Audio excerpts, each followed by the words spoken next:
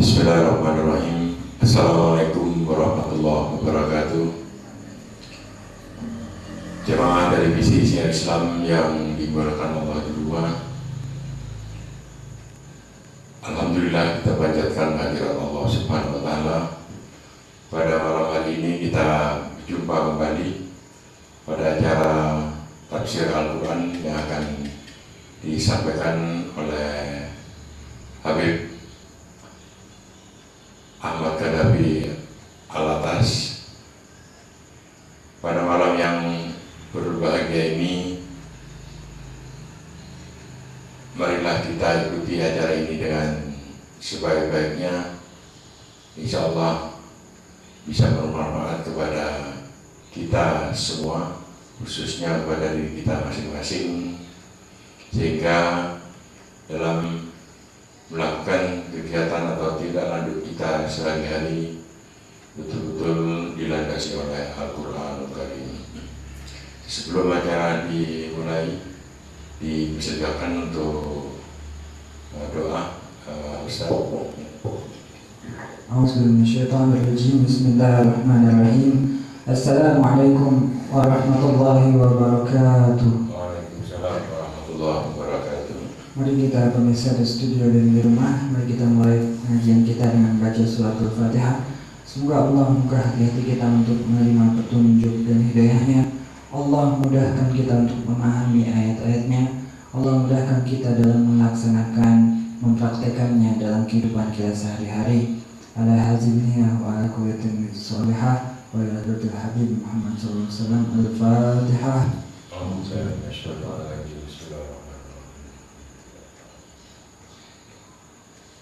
Iya, Al-Fatihah.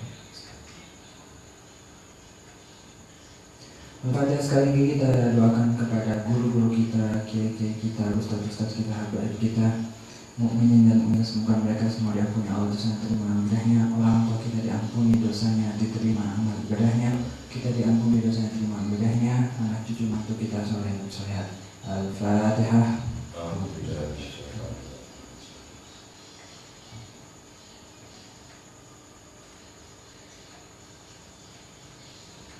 A'udzubillahi minasyaitonirrajim. Rabbi zidni ilma, Rabbi zidni ilma, Rabbi zidni ilma, Rabbi shrah li sadri wa yassir li amri wahlul 'uqdatam min lisani yafqahu qawli. Subhanaka la ilma lana illa ma 'allamtana innaka antal 'alimul hakim. Rabbana atina min ladunka rahmah wa hayyi' lana min amrina rashada. Rabbana isrif 'anna 'adzaba jahannam inna 'adzabaha kana gharama innaha sa'at mustaqarran muqama. Rabbana atina min ladunka rahmah wa hayyi' lana min amrina rashada. ربنا ظلمنا أنفسنا وإن لم تغفر لنا وترحمنا لنكن من الخاسرين. رب أنزلني منزل مبارك وأنت خير المنزلين. والحمد لله رب العالمين. صلى الله عليه وسلم.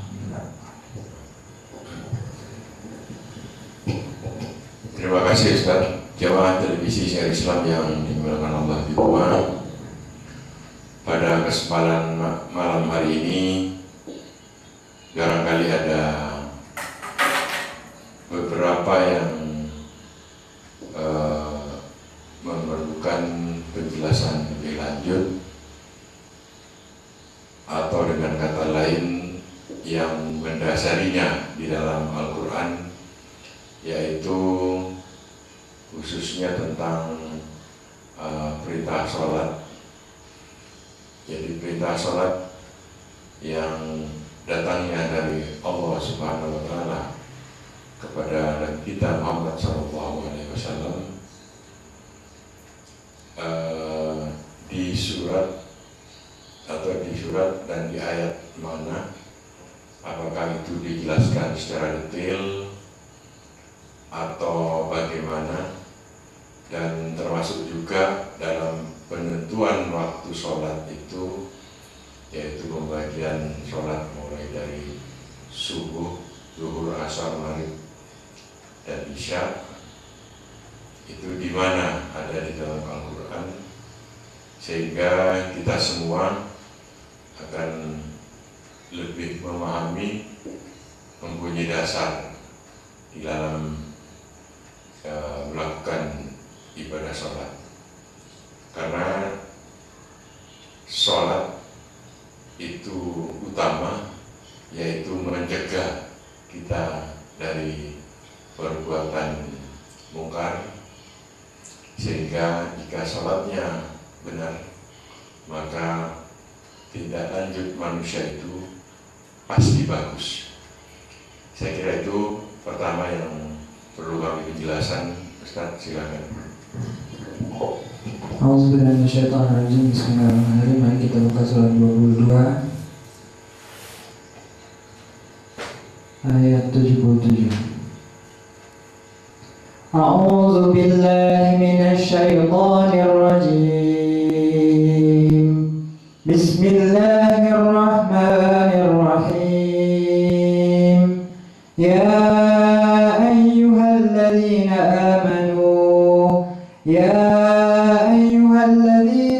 amanu irka'u wasjudu wa'budu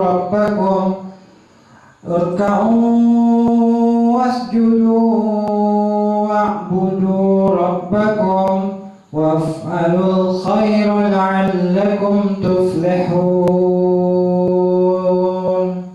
Sadaqallahul azim.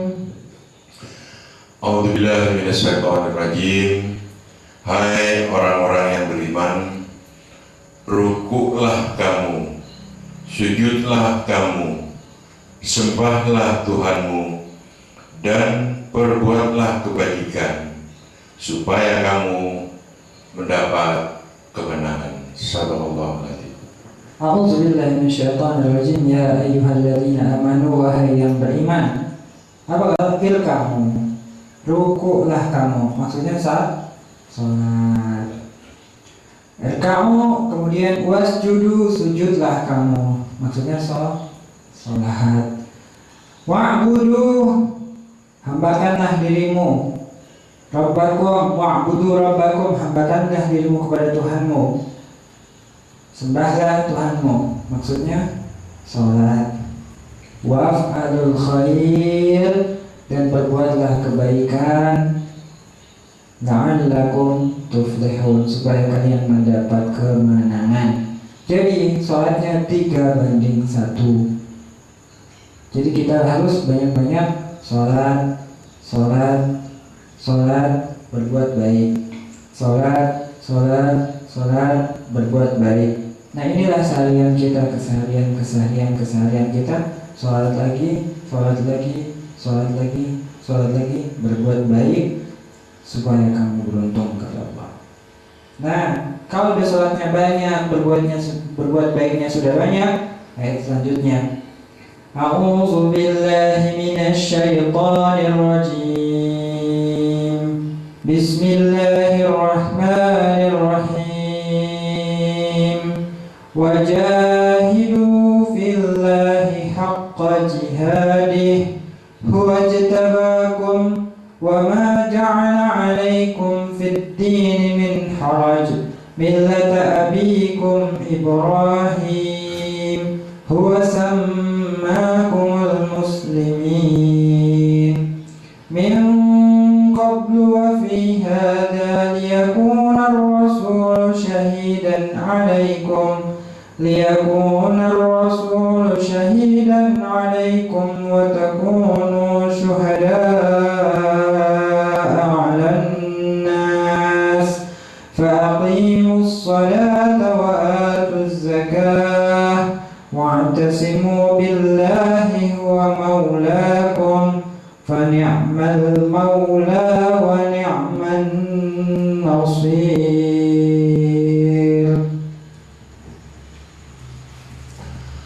A'udzubillahi minasyaitonirrajim. Dan berjihadlah kamu di jalan Allah dengan jihad yang sebenar-benarnya. Dia telah memilih kamu, dan Dia tidak menjadikan kesukaran untukmu dalam agama. Ikutilah agama nenek moyangmu Ibrahim, dan Allah telah menanamkan kamu orang-orang Muslim sejak dahulu. Dan begitu pula dalam Al-Quran ini, agar Rasul Muhammad itu menjadi saksi atas dirimu dan agar kamu semua menjadi saksi atas segenap manusia, maka laksanakanlah sholat dan tunaikanlah zakat dan berpegang teguhlah kepada Allah. Dialah pelindungmu, Dia sebaik-baik pelindung dan sebaik-baik penolong. Shadaqallahul adzim. A'udzubillahi minasyaitonir rajim. Wajahidu. Setelah sholat lagi berbuat baik. Apa kata Allah? Wajahidu. Berjihadlah kamu, sungguh-sungguhlah kamu fillah, dalam Allah. Haqqa jihadi, dengan jihad yang betul-betul. Huwa jtabakum, nanti Allah memilih kamu. Wa ma ja'ala 'alaikum fid dini min haraj, sesungguhnya agama itu bukan menjadi kesempitan, tapi untuk perluasan duniamu. Millata abikum Ibrahim, inilah jejak langkah dari Nabi Ibrahim, ayahmu. Jadi saya punya ayah, orang beriman punya ayah. Ayah yang kita harus ikuti adalah Nabi Ibrahim. Huwa sammakumul muslimin, Allah menamakan kita sebagai orang muslim. Min qablu, dari dulu. Seseorang yang berserah diri kepada Allah disebutnya muslim. Dari dulu disebutnya muslim. Min qablu wa fi hadza, dan sekarang ini juga liyakuna rasulu syahidan 'alaikum. Nanti rasul-rasul akan menjadi saksi atasmu. Kamu sholat, Rasul menjadi saksinya. Kamu ngaji, Rasul menjadi saksinya. Kamu zakat, infak, sedekah, Rasul menjadi saksinya. Wa takunu syuhada 'alan nas, dan kamu pun menjadi saksi atas seluruh manusia. Fa aqimus shalah, maka tegakkanlah salat. Wa atuz zakah, bersihkanlah harta. Wa tasimu billah, berpegang teguhlah kamu pada Allah. Huwa maulakum, sebaik-baik pelindung. Fa ni'mal maula wa ni'man nasir, sebaik-baik pelindung dan sebaik-baik penolong. Jadi kalau kita mau ditolong Allah, dirikan sholat, lakukan pembersihan harta, ikuti agama Ibrahim, berjihad sungguh-sungguh di jalan Allah, maka kita akan beruntung, plus dipilih Allah, plus Allah menjadi penolong dan pelindung kita. Inilah hadirin yang bisa kami sampaikan. Kita harus sholat lagi, berbuat baik, sehingga kita menjadi punya agama yang bukan kesempitan, tapi menjadi beruntung. Karena la'allakum tuflihun, tujuan Allah sholat, bukan Allah kita disuruh sholat, Allah butuh sholat, bukan. Kita butuh sholat agar kita beruntung. Kita butuh berbuat baik agar menjadi samu di akhirat. Kita berjihad di jalan Allah agar Allah memilih kita. Kita disebut orang yang muslim, yaitu orang yang beriman kepada Allah, berserah diri kepadanya. Jadi nanti Rasul di hari akhir menyaksikan kita bahwa kita telah mencontohnya, kita telah mengikuti jejaknya Nabi Ibrahim maupun Nabi Muhammad, insya Allah jadi saksi, dan kita pun menjadi saksi atas manusia. Kemudian kita harus berpegang teguh di dalam Allah. Wa'tasimu billah, berpegang dengan Allah. Huwa maulakum ni'man maula ni'man nasir.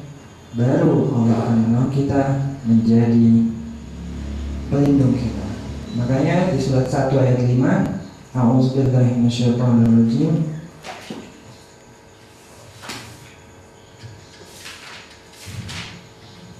Satu ayat 5. A'udzubillahi minasyaitonir rajim. Iyyaka na'budu wa iyyaka nasta'in. A'udzubillahi minasyaitonir rajim. Hanya Engkaulah yang kami sembah, dan hanya kepada Engkaulah kami meminta pertolongan. Subhanallah.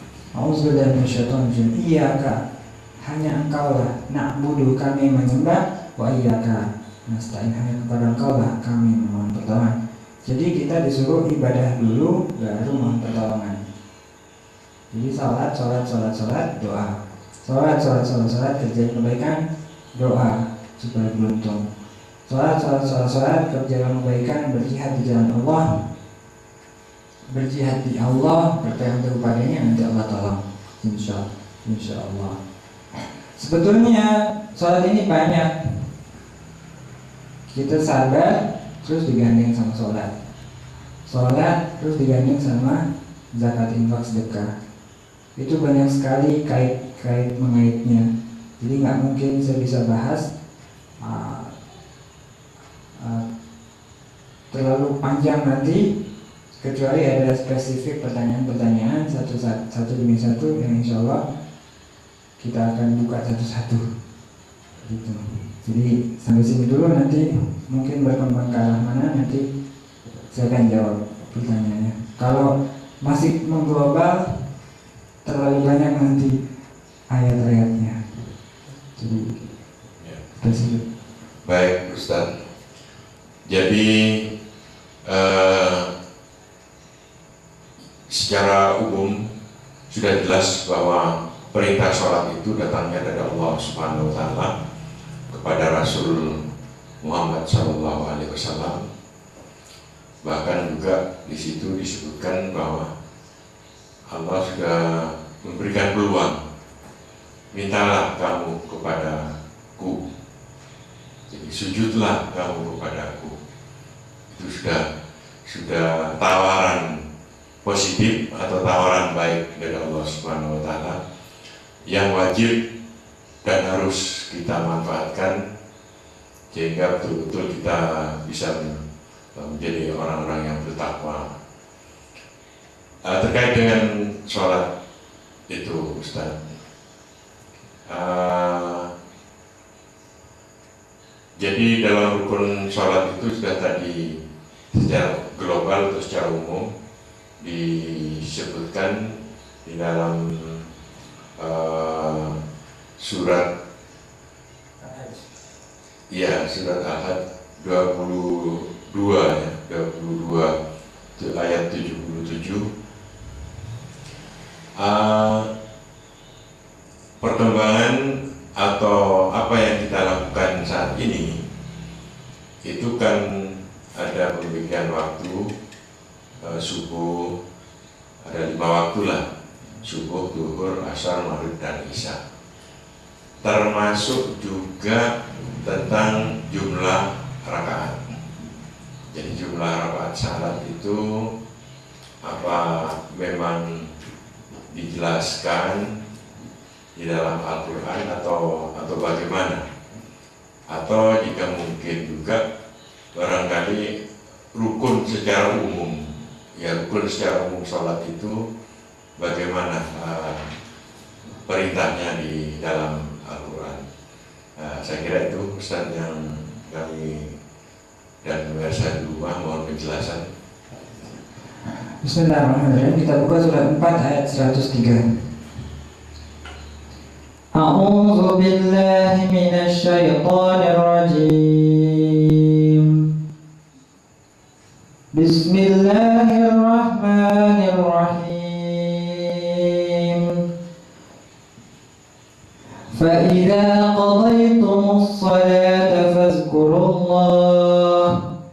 فإذا قضيتم الصلاة فاذكروا الله قياما وقعودا وعلى جنوبكم فإذا اطمأننتم فأقيموا الصلاة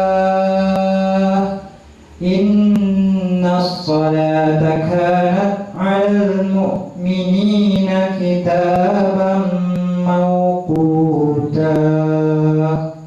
Sadaqallahul azim. A'udzu billahi minasyaitonir rajim. Ya.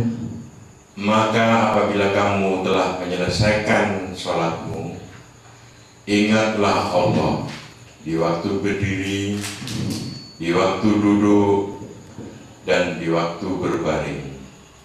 Kemudian apabila kamu telah merasa aman, maka dirikanlah salat itu sebagaimana biasa. Sesungguhnya salat itu adalah fardu yang ditentukan waktunya atas orang-orang yang beriman. Sallallahu alaihi wasallam. A'udzu A'udzubillahi minasyaitonirrajim. Bismillahirrahmanirrahim. Di ujung ayat ini Allah bilang, A'udzubillahi minasyaitonirrajim. Inna sholat, sesungguhnya sholat itu kanat adalah ia alal mu'minin, di atas orang beriman, kitaban mawquta, ketentuan kewajiban telah tertulis, mawquta, waktu-waktunya. Jadi semua orang beriman tahu waktu-waktunya. Zuhur, asar, maghrib, isya, subuh, semua orang beriman tahu waktunya. Kerjain kata Allah. Gimana Allah nggak jelasin secara spesifik? Karena Allah tahu bumi ini bukan datar. Bumi ini bukan datar, berbeda-beda nanti tergantung kondisi geografisnya. Tapi yang jelas sudah ditentukan waktunya. Tergantung Anda di daerah mana. Yang di daerah Cekoslovakia, Islandia berbeda sama yang di Indonesia. Gitu syarat-syaratnya. Jadi Allah tidak tulis karena Quran ini applicable in everywhere, bisa dilaksanakan dimanapun. Kalau Al-Quran bisa dilaksanakan dimanapun. Jadi Al-Quran ini fleksibel, yang dimanapun kita berada Al-Quran bisa dilaksanakan. Ini mukjizat Allah. Jadi tergantung di mana kondisi geografis Anda, disitulah ada waktu-waktunya tertentu. Itu. Nah, bagaimana pentingnya sholat? Surat 2 ayat 238.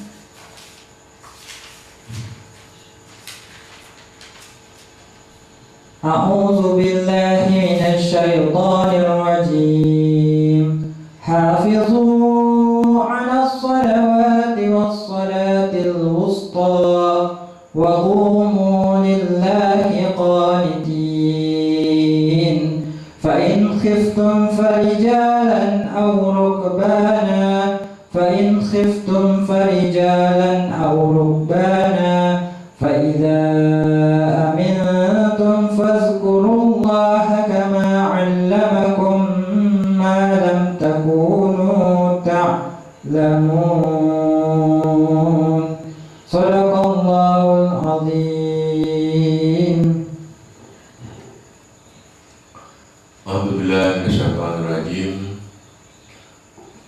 Peliharalah semua salat dan salat wusta, dan laksanakanlah salat karena Allah dengan khusyuk. Sadaqallahu alazim. A'udzubillahi minasyaitonirrajim. Hafizu. Hafizu ini jagalah. Ala sholawat, terhadap salat yang 5, salat yang wajib, minimal yang kontrak mati salat 5. Wassalatil wusta, dan salat di pertengahan. Salat tengah-tengah kita sibuk, tengah-tengah kita kerja, tengah-tengah ini, termasuk asarnya, termasuk subuhnya, itu tengah-tengah.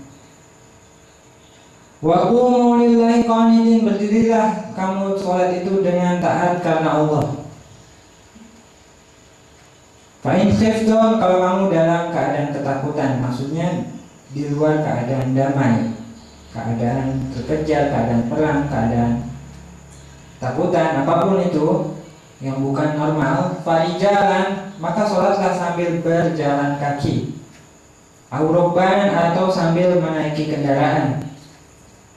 Faiza amintum, kalau kamu telah aman, kembali ke posisi damai, tidak ada apa-apa yang menghalangi kamu bisa sholat biasa, fazkurullah kama 'allamakum ma lam takunu ta'lamun, maka ingatlah Allah, maka sholatlah kepada Allah, kama 'allamakum, sebagaimana kamu telah diajari, ma lam takunu ta'lamun, yang dulu kamu belum mengetahuinya. Maksudnya sholat biasa. Jadi kalau Anda dalam keadaan yang tidak aman, maksudnya bisa bepergian, bisa peperangan, bisa apapun juga, Anda bisa sholat, bisa di ruangan studio, bisa sholat sambil berjalan kaki atau sambil naik kendaraan. Kalau sudah sampai, kalau sudah aman, kalau sudah bisa melaksanakan sholat, maka laksanakan sholat sebagaimana biasa yang telah diajari oleh Allah. Apa maksudnya di sini? Jadi dalam keadaan perang pun kita diwajibkan sholat. Dalam keadaan jalan kaki pun nggak bisa ngapa-ngapain, kita diwajibkan sholat. Dalam keadaan berkendara pun kita diwajibkan sholat. Begitu sudah sampai, begitu bisa ketemu masjid, begitu bisa ketemu sholat, sholat sebagaimana biasa. Kalau masih ada waktunya, sholat sebagaimana biasa. Jadi ini tuntunan Quran. Jadi saya kurang setuju sama orang yang bepergian jauh, misal ke Singapura, padahal naik pesawat, dia mengkodok-kodok sholatnya, dia menggabung-gabung sholatnya, dia mengentengkan sholatnya. Saya kurang setuju. Padahal kata Allah, walaupun dia dalam keadaan perang, tetap jadikanlah sholat, walaupun sambil berjalan. Jadi ini petunjuk Quran tidak mengentengkan sholat. Kan bisa berhenti dulu di masjid,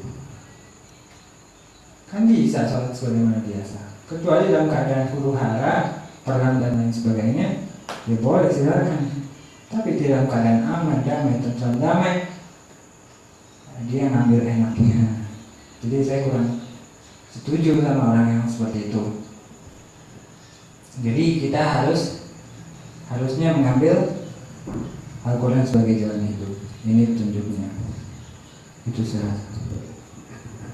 Baik, Ustaz. Jadi yang jelas di dalam Al-Quran itu perintah kodok atau mukosar sholat itu memang tidak dijelaskan, ada dijelaskan. Tapi alangkah baiknya apabila memegang teguh ayat 238. Jadi laksanakannya sholat walaupun berada di dalam peperangan. Jadi apalagi kita masih dalam perjalanan. Ya. Jadi di atas pesawat pun kita juga ya dianjurkan laksanakanlah sholat. Nah, sekarang terkait dengan rakaat sholat dan pembagian 5 waktu itu, di mana di dalam Al-Quran dijelaskan, toh kalau memang tidak yang secara detail perintah melaksanakan sholat itu termasuk pembacaan doanya segala macam, bahkan yang menentukan rukunnya itu siapa, apa ada di dalam Al-Quran atau perintah siapa saja. Oke, kalau mengenai jumlah rakaat, Allah tidak langsung bilang. Kenapa? Karena nanti ada yang dinamakan qasar. Ada ayatnya kalau masalah, saya lupa. Laisa alaikum junahun an taqsuru minas shalah. Kamu tidak berdosa untuk meringkas, mengurangi dari rakaat sholat. Jadi maksud saya, kalau Allah bilang di sini zuhur 4, maka kita nggak punya pilihan nanti, kita harus 4. Karena Allah punya kebijaksanaan. Laisa junahun an taqsuru minas shalah. Kamu boleh mengqasar sholat. Jadi nanti yang 4 bisa berubah jadi 2. Satu saat yang 4 bisa berubah jadi 2. Kalau Allah nggak begini, kita kesulitan. Jadi Al-Quran ini fleksibel. Saya ulang sekali lagi, bisa applicable di mana-mana, bisa dilaksanakan di mana saja. Jadi itu soal rakaat. Rakaat Allah tidak mengatur langsung karena nanti kita bertemu keadaan yang berbeda-beda. Mungkin lagi perang kita bisa menggabung, kita bisa mengurangi. Lagi keadaan biasa kita bisa tenang-tenang saja, bisa sebagaimana biasa. Karena sifat Allah ini tidak berubah. Kalau dia menetapkan sesuatu tidak akan pernah berubah, dan itu hukumnya berlaku sampai hari kiamat. Jadi bahaya buat saya, bukan bahaya maksudnya ya kita nggak bisa berkelak. Kalau Allah bilang A ya A. Untungnya Allah punya kebijaksanaan, maka Allah tidak mengatur langsung. Hanya beberapa yang diatur langsung seperti waris. Soal waris Allah mengatur langsung. besaran-besarannya bagi orang-orang tertentu gitu. Jadi langsung yang Allah atur itu fak-fak tiang-tiang yang paling penting. Juga contoh dalam keadaan wudhunya Allah juga mengatur langsung dalam hal yang paling penting. Nah, apa saja yang diperlukan dalam sholat? Selain itu, yaitu jumlah rakaat. Nah, soal doa-doa, mari kita coba buka 52.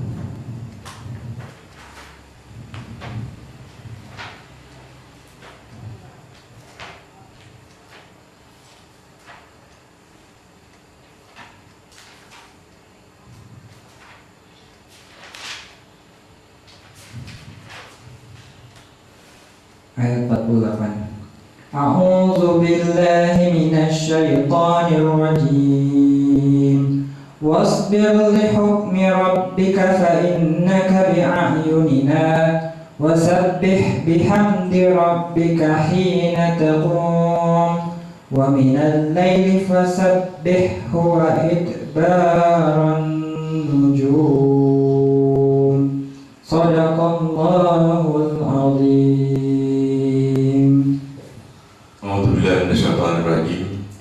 Dan bersabarlah Muhammad menunggu ketetapan Tuhanmu, karena sesungguhnya engkau berada dalam pengawasan kamu.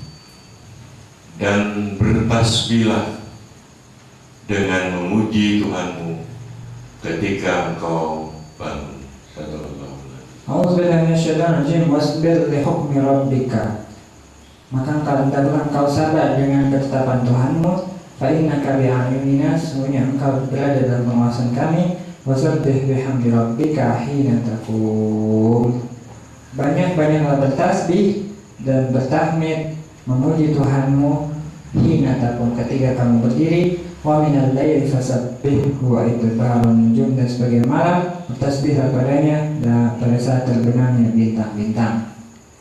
Jadi beberapa ayat tentang sholat ini selalu digandeng wasabbih bihamdi, wasabbih bihamdi. Isinya sholat itu ya subhanallah, bertasbih, ya walhamdulillah, terus faqra'u ma tayassara minal Qur'an, membaca Al-Qur'an, wa tukabbirullah, Allahu akbar, membaca Allahu akbar, wa qul la ilaha illallah, membaca la ilaha illallah.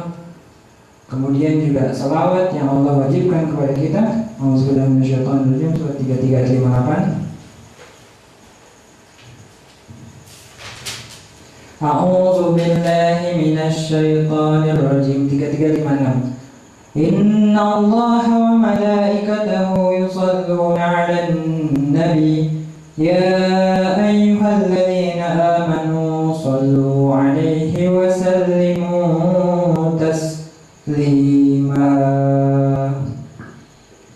A'udzubillahi minasyaitonir rajim.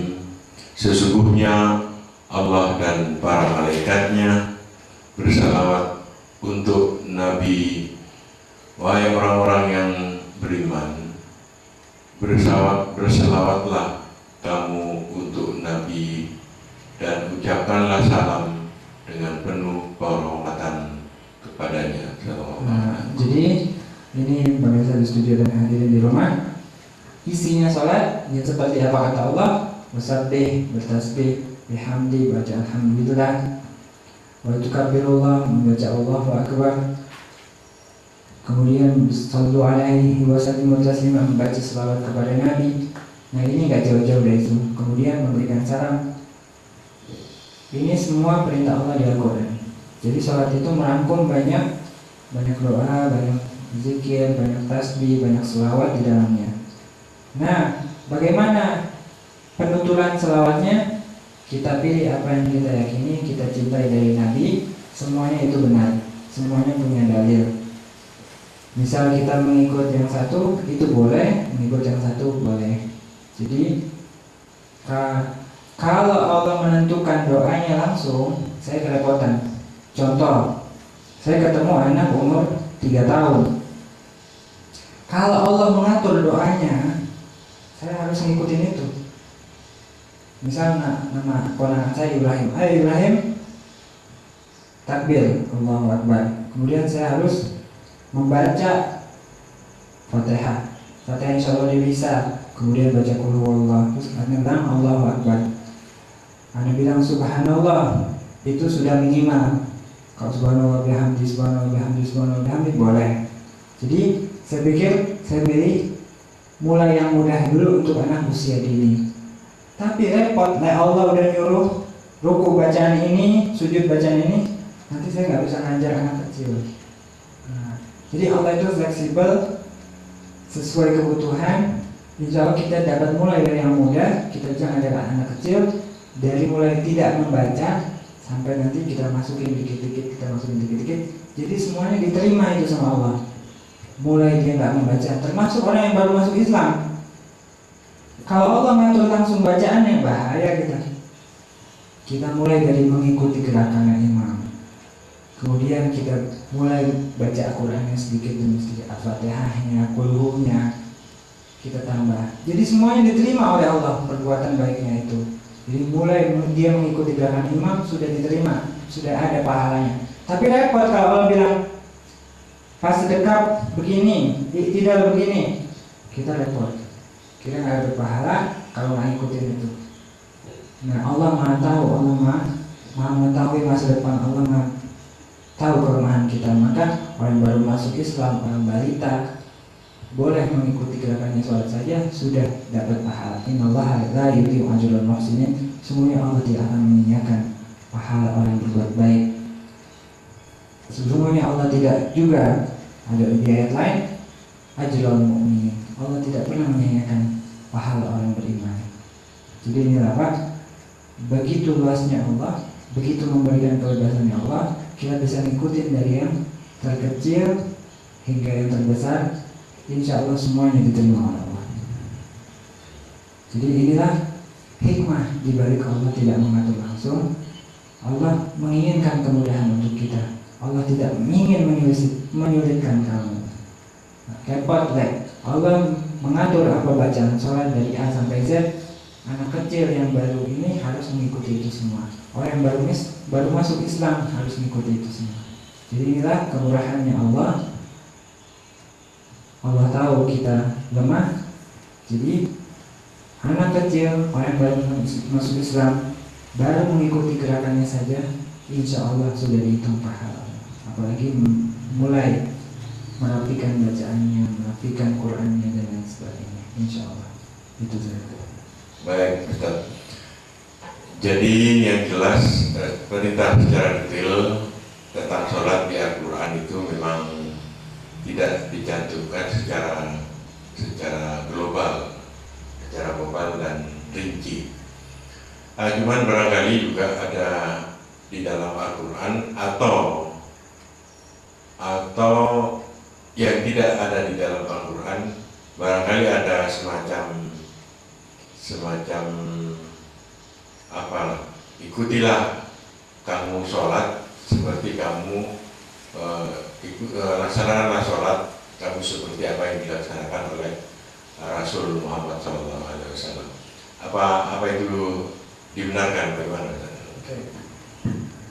Jadi bukan secara rinci, Allah menjelaskan secara detail. Misal kita ruku Allahu Akbar, yang biasa kita baca apa? Subhana rabbiyal azim. Termasuk firman Allah wasabbih, dan bacalah, tasbihkanlah. Wasabbih itu termasuk itu subhana rabbiyal azim wa bihamdi, baca alhamdulillah subhana rabbiyal azim wa bihamdi termasuk tasbih. Jadi Allah mengucap satu kata, apa yang kita lakukan di ruku itu sudah termasuk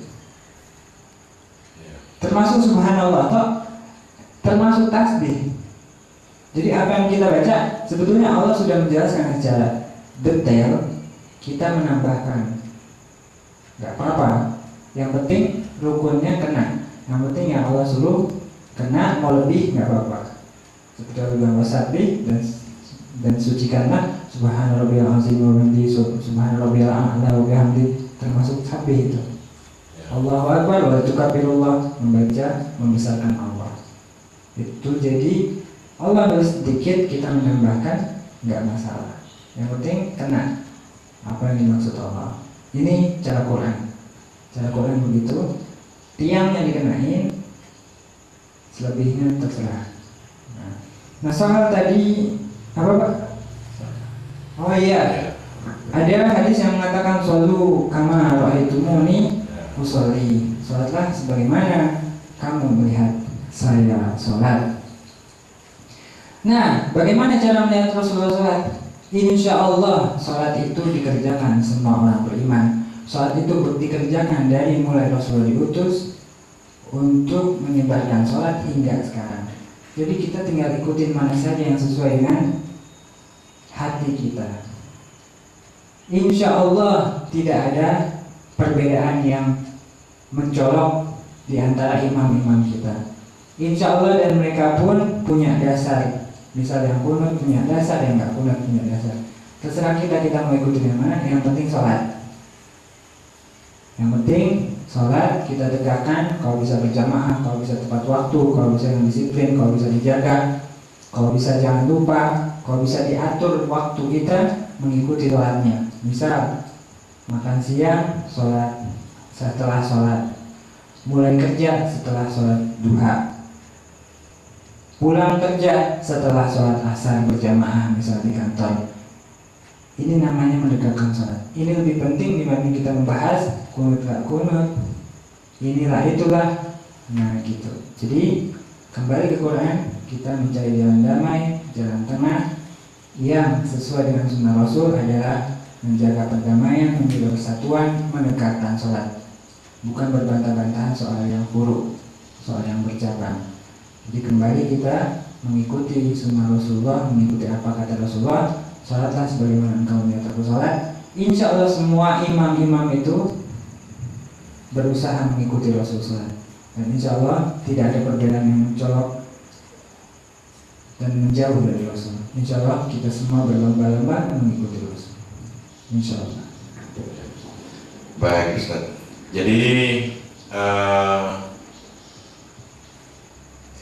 biar lebih jelas, lebih paham lagi, khususnya pada diri kami dan pada jemaah di rumah. Jadi perintah sholat itu dan yang menentukan jumlah rakaatnya itu kan Allah tidak menjelaskan sampai dengan rakaat. Lah yang menetapkan rakaat itu siapa? Jadi 2 rakaat subuh, 4 rakaat zuhur, asar 4, maghrib 3, isya 4. Yang menetapkan itu siapa? Apa ada perintah lain dari Allah? Barangkali tidak masuk di Al-Quran atau siapa Ustaz yang merinci rakaat salat termasuk menamakan subuh, zuhur, asar, maghrib dan isya. Oke, semua itu auzubillahi minasyaitonir rajim wa atiullah wa atiur rasul la'allakum tuflihun, la'allakum turhamun. Dan taatilah Allah dan taatilah Rasul supaya kamu mendapatkan rahmat. Jadi semua itu kita dapati dari Rasul, sunnahnya. Sunnah adalah apa yang betul-betul dilakukan oleh Rasulullah, termasuk jumlah rakaat sholat, termasuk nama-namanya sholat kita dapati dari Rasulullah yang secara turun-temurun langsung dan dikerjakan 5 waktu sehari, 5 waktu, insya Allah tidak akan melenceng. Jadi betul-betul sahabat melihat, tabi'in melihat, tabi'in juga melihat, sampai kita melihat, dan insya Allah tidak ditemui beberapa penyimpangan yang mencolok, karena setiap harinya dilakukan. Nah semua itu kita dapat tentu dari Rasulullah, insya Allah. Allah. Ya. Baik, jadi semua ya itu diajarkan atau ditentukan oleh Rasul kita Muhammad SAW. Dan karena ada sebagian orang yang mengatakan bahwa perintah sholat itu terjadi pada Isra dan Mi'raj. Jadi Rasul kita Muhammad menghadap kepada Allah ke Sidratul Muntaha. Di situ ada yang mengatakan terjadi tawar-menawar jumlah rakaat sholat.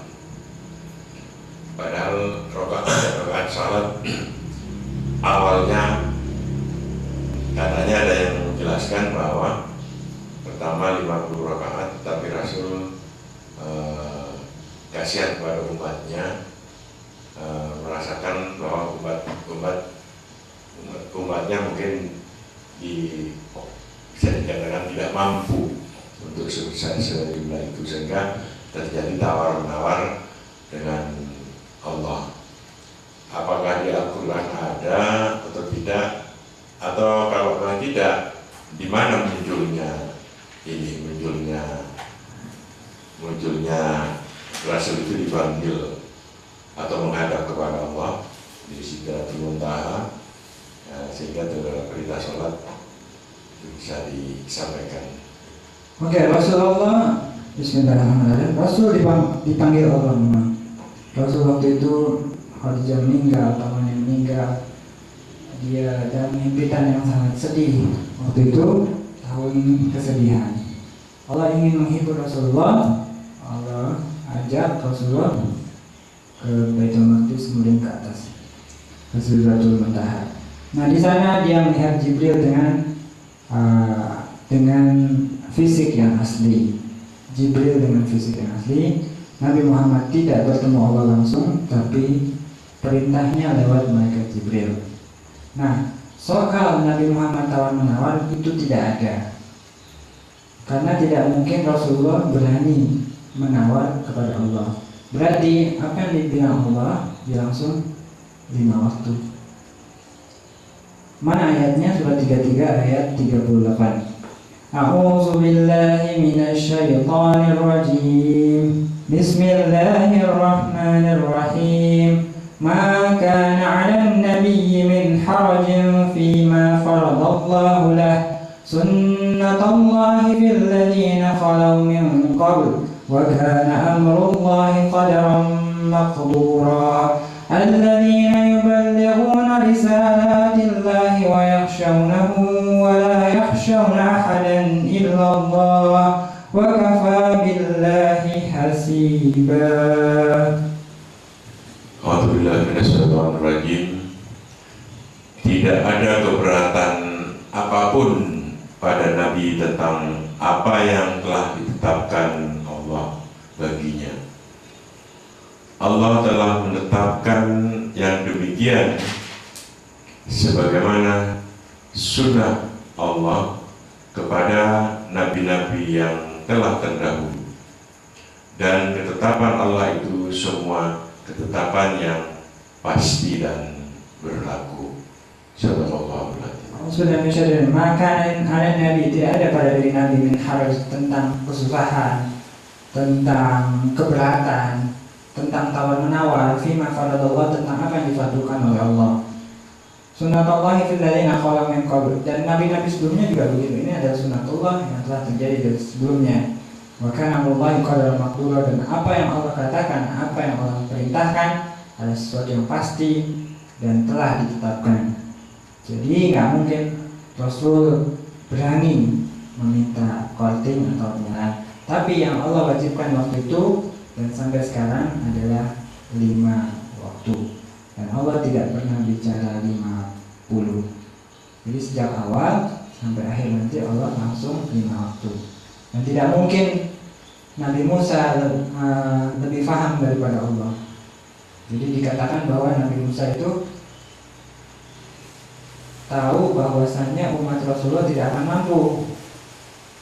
Masa Allah tidak tahu kalau umatnya tidak mampu? Jadi apa yang Allah lakukan, apa Allah pesankan, apa yang Allah pesankan mesti bukan hal yang mustahil, dan Allah tidak mungkin, tidak mau tawar-menawar dengan nabinya, dan Allah langsung menetapkan salat 5 waktu, bukan 50. Terima kasih. Baik, terima kasih Ustaz. Jamaah televisi siar Islam yang dimuliakan Allah di rumah, inilah pada malam hari ini yang bisa kami sampaikan khususnya tentang perintah sholat yang datangnya dari Allah Subhanahu wa Ta'ala dan wajib kita lakukan, bahkan merupakan rukun Islam yang berada di urutan pertama, sehingga betul-betul memang penting dan wajib bagi kita semua. Tentang apa teknis pelaksanaan sholat itu pun sudah kita diwajibkan untuk mengikuti apa yang telah dilaksanakan oleh Nabi kita Muhammad SAW. Jadi perintah 5 waktu yang datangnya dari Allah Subhanahu wa Ta'ala itu tidak ada tawar-menawar antara Nabi kita Muhammad SAW dengan Allah Subhanahu wa Ta'ala. Itu sudah dijelaskan di dalam surat Al-An'am, ya, ayat Al-Ahzab 38. Jadi tidak ketentuan atau perintah Allah yang disampaikan itu merupakan hal yang pasti berlaku. Jadi tidak ada lagi istilah tawar-menawar. Namun barangkali masih ada yang pemahaman lain, itu pun silakan untuk menjadi bahan lebih baiknya kita untuk melaksanakan amal-amal soleh. Tapi yang jelas di dalam Al-Quran itu tidak ada, bahkan Rasul kita Muhammad SAW tidak bertemu langsung dengan Allah Subhanahu wa Ta'ala, tapi melalui malaikat Jibril. Bicara lewat malaikat Jibril. Ya, jadi bicara Rasul dan melalui malaikat Jibril. Ada ayatnya. Ya, jadi sudah yang jelas ada ayatnya di dalam Al-Quran. Itu yang bisa kami sampaikan malam hari ini tentang sholat yang merupakan kewajiban bagi kita sebagai umat Muslim, karena sholat mencegah kita perbuatan fahsyah dan mungkar, jadi perbuatan keji dan perbuatan mungkar. Mudah-mudahan perintah sholat ini kita tetap pegang teguh dengan tekun, dengan penuh kesabaran, melaksanakan dengan tepat waktu, tidak menggunakan kesempatan yang memang tidak dianjurkan oleh Allah. Bila memang kita masih bisa melaksanakan walaupun dalam peperangan, laksanakanlah sholat tepat pada waktunya. Mudah-mudahan pertemuan malam hari ini bisa bermanfaat bagi kita semua. Sebelum mengakhiri acara ini, mari kita berdoa bersama-sama untuk menambah kelapangan hati kita dan untuk melaksanakan perintah-perintah Allah. Silakan. Mari kita berdoa semoga kita dapat melaksanakan apa perintah Allah, apa yang menjadi ridhonya Allah, apa yang menjadi pesannya Allah terhadap kita, apa yang diwasiatkannya kepada kita. Allah membuka ridhonya kepada kita, Allah buka hati kita untuk mengamalkan, memahami ayat Allah dan mempraktikannya dalam kehidupan kita sehari-hari, dalam keluarganya, masyarakatnya, bangsanya, negaranya, internasionalnya, dan kepada dunianya. Kita mudah untuk mempraktikkan Al-Quran. Allah jamin kita hidup di dunia dan di akhirat dengan Al-Quran. Allah ridhoi kita, Allah selamatkan kita, Allah berkahi kita. Al-Fatihah.